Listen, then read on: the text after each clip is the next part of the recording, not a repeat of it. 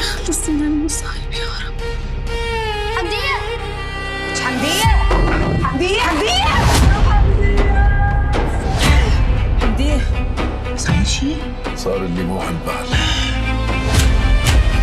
شنو اللي خلاها تنهزم من البيت؟ احكوا لي صار. سعد حمدية أنا أحبك. هذا قبرك. لا تسكتني، لا علي بدك وحدة إذا تسز وانت جاية تبين بلاش علينا. يا ماي وحدة الثوابت جايبة مشكلة من الشارع وتريد تذبح علينا. حمدية على MBC العراق. رمضان يجمعنا.